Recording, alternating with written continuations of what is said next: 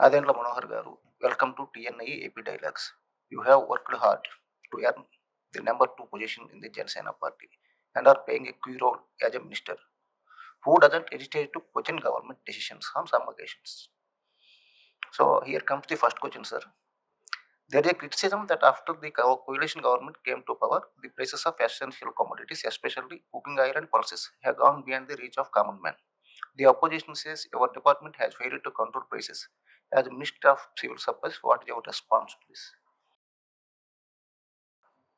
First of all, thank you for having me on this show. Thank you, sir. See, when we are in government, I think we are all collectively responsible. It's not just an individual's opinion or individual's viewpoint. While it is appreciated, I think the reason for us to sit collectively in a cabinet and make decisions is to reflect the aspirations of the people of Andhra Pradesh and to ensure that we provide great administration and better governments.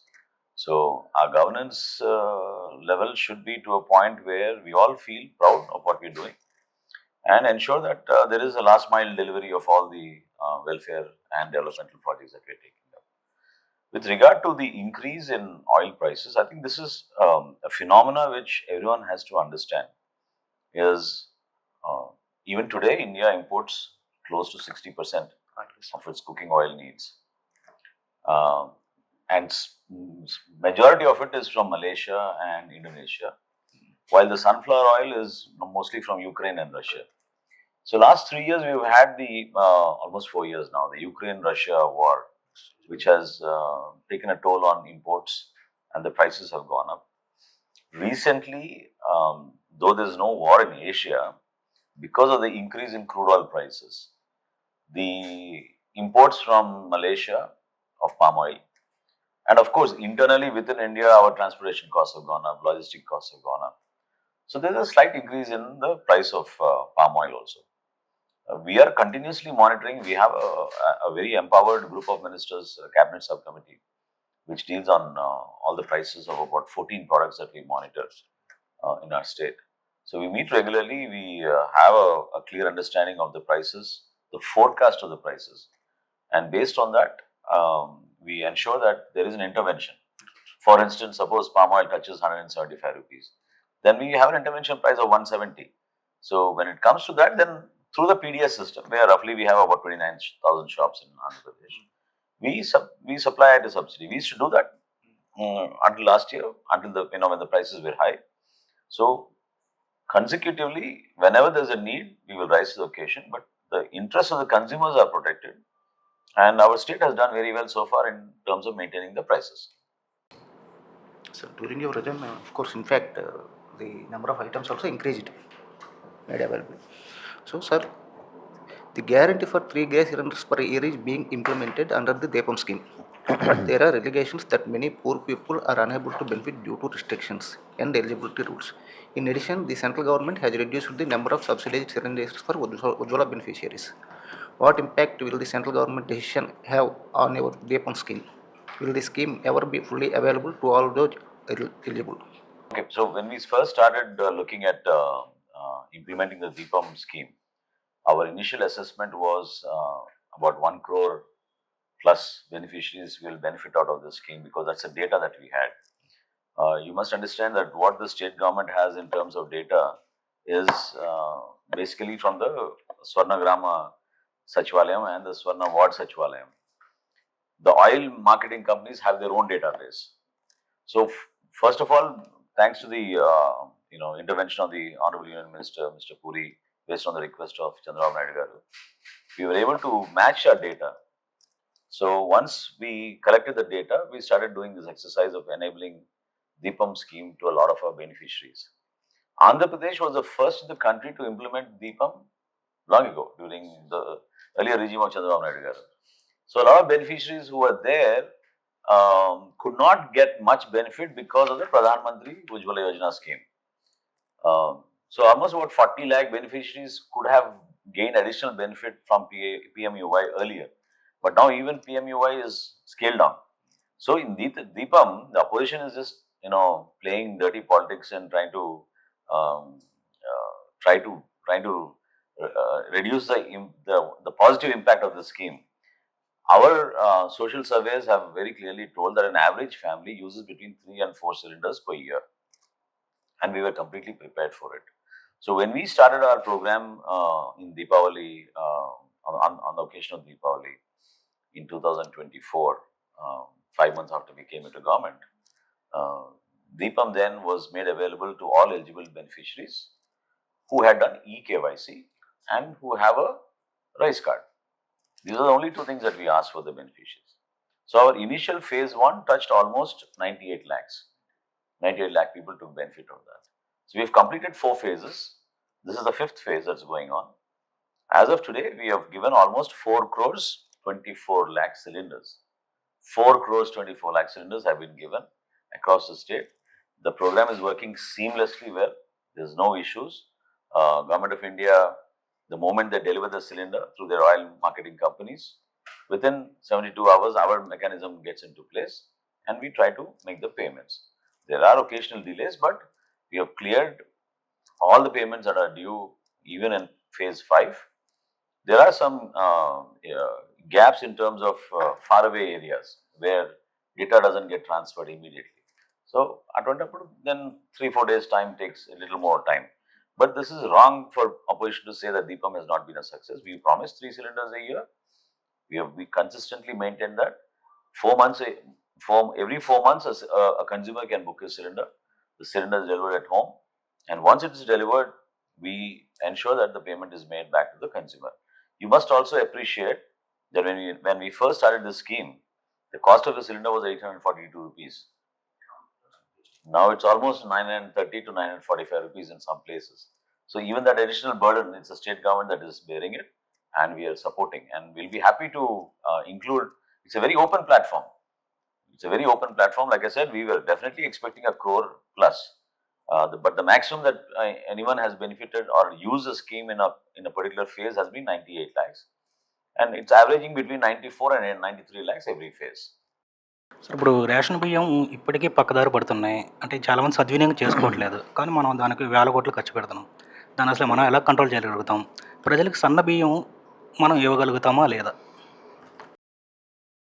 ముఖ్యమైన అంశాలు మనం ప్రస్తావించినందుకు ముందుగా ధన్యవాదాలు. ఎందుకంటే civil supplies corporation ధాన్యం కొనుగోలు చేసినప్పుడు కేంద్ర ప్రభుత్వానికి మేము ఎప్పుడైతే మిల్లు దగ్గర పంపించి ఆడించి దాన్ని ధాన్యాన్ని రైస్గా మేము మార్చి బియ్యం ఎఫ్సిఐకి అందించిన తర్వాత రాష్ట్ర ప్రభుత్వానికి దాదాపు 40 లక్షల మెట్రిక్ టన్నులు ప్రతి ఏటా మనం పబ్లిక్ డిస్ట్రిబ్యూషన్ సిస్టమ్ ద్వారా మనం సరఫరా చేస్తున్నాం. సో మన రాష్ట్రంలో కేంద్ర ప్రభుత్వం NFSA card, national food security act కింద ఉన్న రైస్ కార్డు 51% గుర్తించారు. మిగిలిన 49%, అంటే 1,46,00,000 రేషన్ కార్డులలో మిగిలిన 49% రాష్ట్ర ప్రభుత్వం భరిస్తోంది 100%. సో కేంద్ర ప్రభుత్వం ఇస్తున్న ఈ ఎన్ఎఫ్ఎస్ఏ కింద ఇస్తున్న కార్డ్స్ వరకు మనం చేసే సరఫరా ఈ రోజున ఎక్కడైనా మీరు చూస్తే ఒక నాణ్యత గల బియ్యాన్ని సరఫరా చేస్తే వినియోగదారులు ఎక్కువగా ఉపయోగించుకుంటారు. ఈ బియ్యం మాకు అవసరం లేదనే భావన రాకుండా ఖచ్చితంగా కుటుంబాల్లో ఉపయోగపడుతున్న ఆలోచనతో మేము అనేక సంస్కరణలు తీసుకొచ్చాం. యాక్చువల్ ఎకనామిక్ కాస్ట్ 46 రూపాయలు అవుతుంది కిలోకి. అంటే ట్రాన్స్పోర్టేషన్, ప్యాకింగ్, ఈ మొత్తం వ్యవస్థ అన్ని కలుపుకున్నాక వినియోగదారులు అన్ఫార్చునేట్గా ఏంటంటే చాలా మంది ఈ క్వాలిటీ మాకు నచ్చడం లేదనో లేకపోతే అనేక కారణాల వల్ల వాళ్ళు ఈ రైస్ తీసుకోకుండా స్థానికంగానే డీలర్లకి వాళ్ళకి ఇచ్చేస్తున్నారు అనేది ఖచ్చితంగా ఆరోపణలు. మనం కూడా అనేక సందర్భాల్లో వెంటబడుతున్నాం.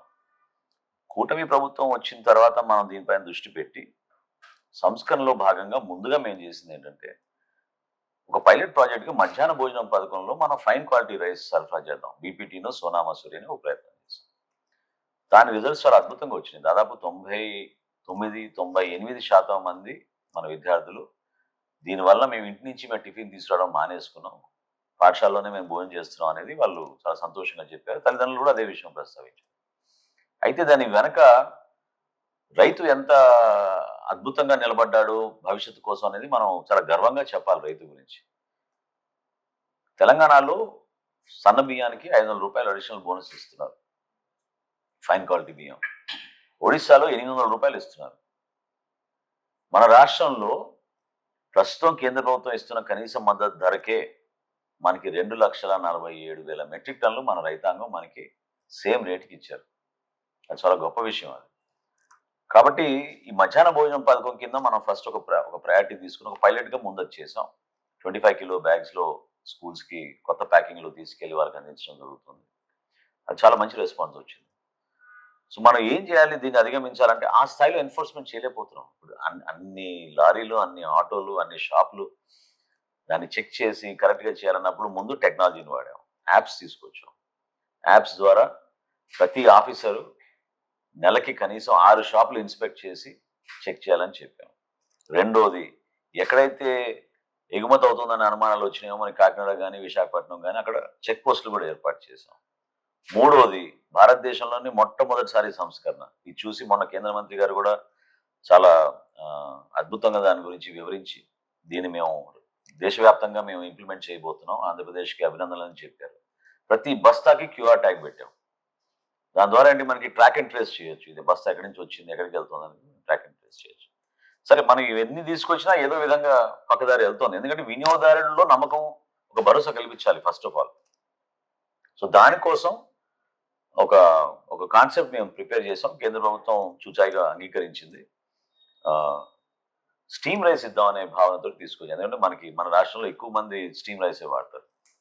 సో పైలట్ ప్రాజెక్ట్గా ఒక జిల్లాలో ముందు స్టార్ట్ చేద్దామని ఒక కాన్సెప్ట్ నోట్ ప్రిపేర్ చేసి రీసెంట్గా ఢిల్లీకి వెళ్ళినప్పుడు కేంద్ర మంత్రి వర్యుల్ని వాళ్ళందరినీ కలిసి మేము ఒప్పించాం. అది కూడా ఒక ఇంప్లిమెంటేషన్ తీసుకురాబోతాం. సో రాబోయే రోజుల్లో డెఫినెట్గా పీడిఎస్ రైస్ పక్కదారి పట్టకుండా ఉండాలంటే దాని నాణ్యత పెంచాలి, వినియోగదారుల్లో విశ్వాసం కలిగించాలి. దానికోసం ఈ మొత్తం వ్యవస్థలో ఒక మార్పు అనేది తీసుకొచ్చే విధంగా మేము ప్రయత్నం చేస్తాం. బెనిఫిషియరీస్ ఎవరైతే ఉన్నారో వాళ్ళకి మీరు ఒక ఆఫర్ కూడా ఇచ్చింది గవర్నమెంట్. వద్దు అంటే మీరు తీసుకోవద్దు, దానికి అమౌంట్ కూడా పే చేస్తూ ఉన్నారు. లేదు అంటే అదే అంటాం కదా, ఇప్పుడు మనకి అక్కడ ఒక కాన్సెప్ట్లో ఉన్నాం మనం ప్రస్తుతం. అదేంటంటే కేంద్ర ప్రభుత్వం 51% ఇస్తుంది, 49% మనం భరిస్తున్నాం. ఇది మన కార్డ్స్కి. ఓకే, అది ప్రతి కార్డులో వాటా అని కాదు, వాళ్ళ కార్డ్స్ వాళ్ళకు ఉన్నాయి, మన కార్డ్స్ మనకు ఉన్నాయి. సో రేపటి రోజున ఈ కాన్సెప్ట్ ఇంప్లిమెంట్ చేయాలంటే మనం ఏం చేద్దాం అన్న ఉద్దేశంతో ముందు ఒక 5,000 మందికి మేము ఇక్కడ దీపం పథకాన్ని మేము ట్రై చేసాం ఎన్టీఆర్ జిల్లాలో. ఏది డైరెక్ట్గా వాళ్ళకి ఈ వాలెట్ అనేది ఇచ్చి పంజాబ్ నేషనల్ బ్యాంక్ ద్వారా వాళ్ళకి అందిస్తున్న డబ్బు వాళ్ళు ముందుగానే అంటే సరుకుల కోసం ఉపయోగించుకునే విధంగా ఒక ప్రయత్నం చేద్దామని చేసాం. సో మొన్న కేంద్ర ప్రభుత్వం ఫస్ట్ టైము పాండిచ్చేరిలో దీన్ని ప్రయోజనం చేశారు. సో సార్, ఇప్పుడు హోల్సేల్ అండ్ రిటైల్ మార్కెట్లో బియ్యం 25 కేజీస్ అమ్ముతున్నారు. కేంద్ర ప్రభుత్వం జిఎస్టీ 5% పెట్టిన తర్వాత 26 బ్యాగ్స్ కింద క్యారీ చేస్తున్నారు. దాని తర్వాత వాళ్ళు ఇష్టం వచ్చిన రేట్లు అమ్ముతున్నారు మిల్లర్స్. అసలు దీనిపైన మనకు ఎటువంటి ఏమంటారు దాన్ని చర్యలు ఏమీ తీసుకోవట్లేదు. దానికి సంబంధించి ప్రజలు చాలా ఇబ్బంది పడుతున్నారు ఈ విషయంలో. నోటీస్ చేశానండి. ఎందుకంటే ఆ స్లాబ్స్ ఏవైతే జిఎస్టీ స్లాబ్స్ ఉన్నాయో దాన్ని వీళ్ళు దాటేసే విధంగా ఒక ప్రయత్నం అనేది అది రాంగ్ మ్యాల్ ప్రాక్టీస్ ఏదో విధంగా. కానీ చట్టంలో మరి ఆ విధంగా మనం 26 కిలోస్కి ఏం చేయలేం, 25 కిలోస్ అది చేయగలుగుతాం కదా. సో ఇక్కడ ఏంటంటే వాస్తవంగా మన రాష్ట్రంలో మనం పండిస్తున్న నాణ్యమైన బియ్యానికి చాలా మంచి మార్కెట్ ఉంది దేశవ్యాప్తంగా. సో మనకి కర్నూలు రైస్ ఫర్ ఇన్స్టెన్స్ ప్రతి ఒక్కరు అదొక బ్రాండ్ అయిపోయింది. కర్నూలు రైస్ అనేది ఒక బ్రాండ్ అయిపోయింది. సో ఆ విధంగా ఇతర రాష్ట్రాల్లో గతంలో వాడే కొన్ని రకాల బియ్యం ఇప్పుడు వాడడం లేదు. అయినా కానీ మన రైతాంగం ఏంటంటే దాన్ని అర్థం చేసుకోకుండా ఇంకా సాంప్రదాయబద్ధంగా పాత పద్ధతులు అవలంబించి ఈ రోజుకి కొన్ని వెరైటీస్ బోండాలు అని అంటారు. అవి ఎందుకంటే అవి తట్టుకోగలుగుతాయి, సైక్లోను ఇటువంటి వాతావరణం తట్టుకోగలుగుతాయి. కాబట్టి వాటిపైన ఎక్కువగా మన కృష్ణా జిల్లాలో వెస్ట్ గోదావరిలోనూ ఎక్కువగా ఆ వెరైటీ వేసేవాళ్ళు. సో ఈసారి మేము రైతులను రిక్వెస్ట్ చేసాము వ్యవసాయ శాఖ ద్వారా, దయచేసి ఈ వెరైటీస్ కాకుండా మనం వినియోగించే వెరైటీస్ని మీరు వేయండి, ప్రిఫర్డ్ వెరైటీస్ని వేయండి అని చెప్పాము. సో ఆ మార్పు తీసుకొస్తాం. సరే, ప్యాడీ ప్రొక్యూర్మెంట్ ఎలా జరిగింది సార్ మన కూటమి ప్రభుత్వం వచ్చిన తర్వాత? అయితే ఇప్పటికీ దళారుల వ్యవస్థ ఉంది, రైతులు ఇంకా మోసపోతున్నారు అనేది ఉంది దాంట్లో. అది ఎట్లా చూస్తాం మనం దాన్ని మనం కంట్రోల్ చేయగలుగుతామా, లేకపోతే ఇప్పటివరకు మనం మెజర్మెంట్ తీసుకున్నామా దానికి సంబంధించి? ఇప్పటి వరకు మన ఆంధ్రప్రదేశ్ రాష్ట్రంలో ఎక్కడ జరగని విధంగా మనం ధాన్యం కొనుగోలు చేసాం.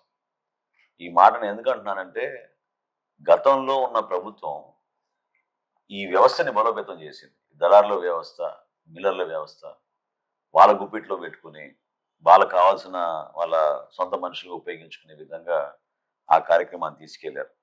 రైతుకి ఎప్పుడు ప్రాధాన్యత ఇవ్వలేదు, రైతు గురించి ఆలోచించలేదు.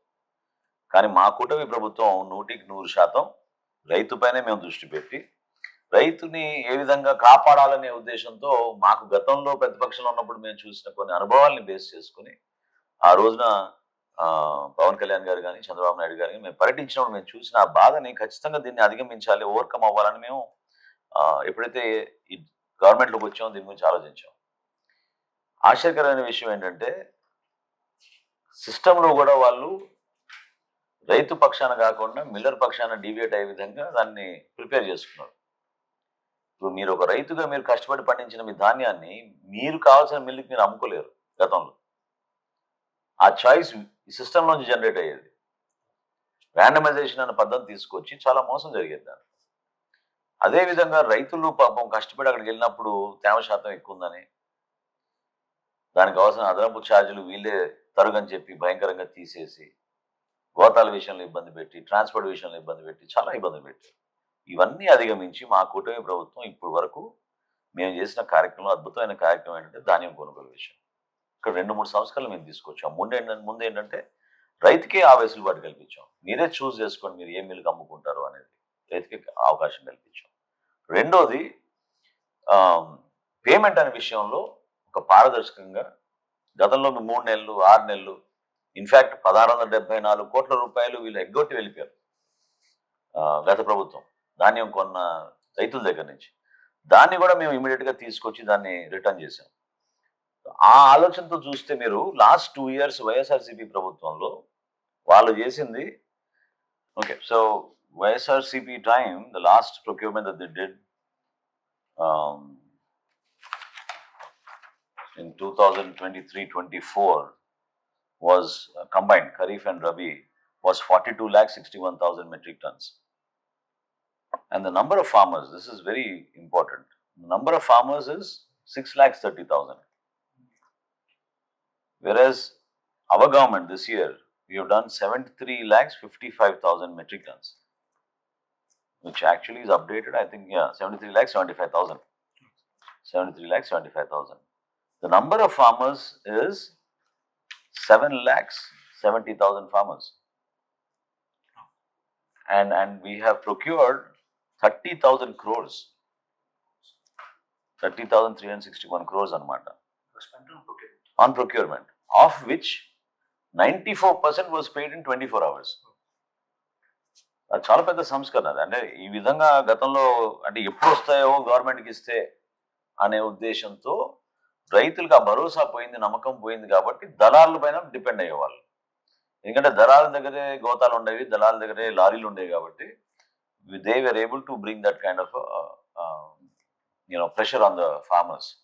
సో అది దాన్ని అధిగమించి మనం పేమెంట్స్ ఎప్పుడైతే ఇట్లా తీసుకొచ్చామో, ఉదాహరణకి అంటే నేను I be happy to share with you. For instance Tenali నియోజకవర్గంలో ధాన్యం పండించే ప్రాంతంలో ఎలక్షన్ ఇయర్లో వాళ్ళు చేసింది 29 మంది రైతుల దగ్గర 29. ఈ సంవత్సరం మేము కొన్నది 5,603 మంది 4 మంది రైతులు, 5,600 మంది రైతుల దగ్గర కొన్నాం. 76 కోట్ల రూపాయలు కొన్నాం. అంటే ఆ విధంగా ఆ నమ్మకం పెంచుకుంటూ వచ్చాం. గత సంవత్సరం 48 గంటలు, ఈ సంవత్సరం 24 గంటలు, 24 గంటలు కాదు 8 గంటలు అట్లా ఛాలెంజ్ తీసుకున్నాం. 8 అవర్స్ కూడా కాదు, నువ్వు మార్నింగ్ 10 o'clock నువ్వు ఇస్తే నీకు 5 o'clock లోపు నీ బ్యాంక్ అకౌంట్లో ఉంటుందనే ఉద్దేశంతో అట్లా పనిచేసాం అనమాట. సో ఈ సంస్కరణల ద్వారా గతంలో చేసిన ఒక అన్ప్రొఫెషనల్ విధానాన్ని, క్వాలిటీ లేకుండా ప్రజల్ని ఇబ్బంది పెట్టే విధానాన్ని పక్కన పెట్టి ఎఫిషియన్సీ పెంచుకుంటూ టెక్నాలజీని ఉపయోగించుకుని ఈ రోజున ఇంత ఎఫిషియెంట్గా మేము ధాన్యం కొనుగోలు చేయగలిగాం. రైతులు కూడా ఆ విధంగా మాకు నమ్మకంతో ఇస్తున్నాం. వాటితో పాటు కొన్ని సంస్కరణలు ఇందాక చెప్పినట్టు ఒక ప్రధానమైనది ఏంటంటే కౌలు రైతులు, చిన్న రైతులు ఎవరైతే ఉన్నారో వాళ్ళకి టార్పాలిన్స్ ఇచ్చాం. అంటే ఎక్కువగా మేము చూసినట్టే ఒత్తిడి ఎప్పుడు వస్తుందంటే మబ్బులు వచ్చేసినాయి, వర్షం పడబోతుంది అన్నప్పుడు కల్లాల దగ్గర పాపం వాళ్ళు టెన్షన్ పడిపోయి దళాలకి 100 రూపాయలు తక్కువకి, 200 రూపాయలు తక్కువకి అమ్మేస్తూ ఉంటారు.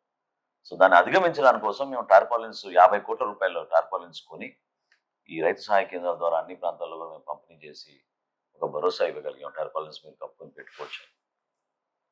గోతాల విషయంలో కూడా డాష్ బోర్డ్ క్రియేట్ చేసాం ఇప్పుడు, నో యువర్ మిల్ అని. సో పలానా మిల్కి వాళ్ళు self declared check by deputy tahsildar ఎన్ని గన్నీ బ్యాగ్స్ వాళ్ళ దగ్గర ఉన్నాయనేది ఈచ్ మిల్ గ్యారంటీగా అది రాసి వాళ్ళు కౌంట్ చేసి ఇవ్వాలి. సో దాని ద్వారా ఏంటంటే మనకి క్లియర్గా ఆ మండలంలో ఇంత రిక్వైర్మెంట్ ఉంది, ఇన్ని బస్తాలు ఉన్నాయనే దానిపైన మనం తీసుకెళ్ళగలుగుతాం. సో ఇటువంటి సంస్కరణలు తీసుకొచ్చాం. ఇప్పుడు ప్రొక్యూర్మెంట్కి సంబంధించి బీపీటీ, హెచ్ఎంటీ ఇట్లా కొన్ని సన్న రకాలు ఉన్నాయి. వాటికి రైతులు ముందుకు రావట్లేదు, ఎందుకంటే ఎంఎస్పి సరిపోవట్లేదని. మనకు వచ్చేది ఏంటంటే కొంచెం దుడ్డు రకం రైతు పండించే మాత్రం వస్తున్నాయి. సో ఒకవేళ మనం దీనికి కూడా ఎంఎస్పి కల్పిస్తే వాళ్ళు ఇంకా ఎక్కువ రైతులు వచ్చే అవకాశం ఉంది కదా సార్. అంటే వాళ్ళు రైతులు కోరుకునే విధంగా వాళ్ళు పంటగా పెట్టుబడికి తగిన ఆదాయం కల్పించే విధంగా దాని గురించి మనం ఆలోచన చేస్తున్నామా? ఆ సన్న రకాలకు సంబంధించి మనం ఇంతకు చెప్పుకున్న సన్న రకాలు రావాలని దీని గురించి మనం ఆలోచన చేస్తున్నామా? సైంటిఫిక్ ఫార్ములాలో నిర్ణయిస్తారు. ఇది చాలా తరతరాలుగా వస్తున్న ఒక ప్రక్రియ. రాష్ట్ర ప్రభుత్వానికి దాంట్లో ఎక్కువ పాత్ర ఉండదు. అందుకే దేశవ్యాప్తంగా ఒక నిర్ణయం తీసుకుని గ్రేడ్ ఏ వెరైటీ ఇంత, కామన్ వెరైటీ ఇంత అనేది ఒక నిర్ణయం తీసుకుంటారు ప్రతి సీజన్ కన్నా ముందే. అయితే ఇందాక కూడా నేను చెప్పాను మీకు, మన రైతాంగాన్ని కొంచెం మనం ఎంపవర్ చేసి కొంతవరకు వాళ్ళకి అవగాహన కలిగిస్తే చాలా అద్భుతంగా నిలబడ్డారు. మన బిడ్డల భవిష్యత్తు కోసం మనం సహకరించండి అంటే 2,50,000 మెట్రిక్ టన్నులు రావడం అనేది మామూలు విషయం కాదు. సో రాబోయే రోజుల్లో కూడా ఇందాక నేను చెప్పినట్టు స్టీమ్ వెరైటీ కోసం ఈ వెరైటీ మనం పెంచడానికి మనం ఏం చేయాలి అనే విషయం పైన బాగా లోతుగా చర్చించాం. సో ఈ కమిటీ ద్వారా ప్రత్యేకంగా వ్యవసాయ శాఖ, పౌర సరఫరాల శాఖ, రెవెన్యూ సిబ్బంది ముగ్గురు కూడా సమన్వయపరుచుకుంటూ రైతాంగాల్లో కొంతవరకు ఇంకా అవగాహన పెంచి ప్రభుత్వానికి అమ్మడం వలన ఈ రోజున వాళ్ళకి ఎంత బెనిఫిట్ వస్తుంది అనేది వాళ్ళకి అర్థమైంది. ఎందుకంటే పేమెంట్ అనేది దళాలకు ఇచ్చినా ఇమీడియట్గా రాదు. వాళ్ళ అవసరాన్ని బట్టి వాళ్ళకి 10,000, 20,000 రూపాయలు వాళ్ళకి ఇచ్చి తర్వాత పే చేస్తాం అని చెప్పి వెళ్ళిపోతారు తప్ప యాక్చువల్ అమౌంట్ మీకు బస్తాకి బస్తా 8 గంటల్లో మీ అకౌంట్లో పడడం అనేది అదొక ఎంపవర్మెంట్ కదా. అది స్థానికంగా ఎకానమీ ఎంత పెరుగుతుంది. గతంలో మీరు అదే చెప్పాను మీకు 2,000, 3,000 కోట్లు ఇచ్చారు వాళ్ళు.